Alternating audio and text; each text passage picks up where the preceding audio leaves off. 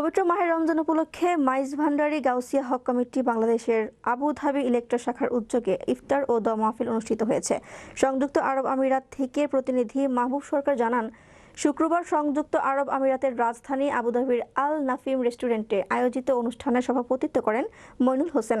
মোহাম্মদ তৌহিদুল আলম আবুর সঞ্চালনায় এতে দিক নির্দেশনা ও উপদেশমূলক বক্তব্য রাখেন সম্মানিত অতিথি বিশিষ্ট ব্যবসায়ী ও সমাজসেবক আলহাজ মফজুল আহমেদ সওদাগর।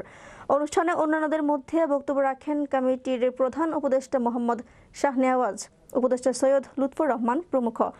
মাহফিলে মোহাম্মদ দিদারুল আলম বাবুকে সভাপতি, মোহাম্মদ ফোরকান জসিম উদ্দিন ও মাহমুদুর রহমানকে সহসভাপতি এবং ইকলাস উদ্দিনকে সাধারণ সম্পাদক নির্বাচিত করে ৩২ জন কার্যকরী সদস্য বিশিষ্ট শাখার নতুন কমিটি ঘোষণা করা হয়। নবগঠিত কমিটির উপদেষ্টা পরিষদে আছেন প্রধান উপদেষ্টা মোহাম্মদ শাহনেওয়াজ, উপদেষ্টা মহিউদ্দিন সিদ্দিকী, সৈয়দ মোহাম্মদ লুৎফর রহমান, মঈনুদ্দিন মঈন প্রমুখ।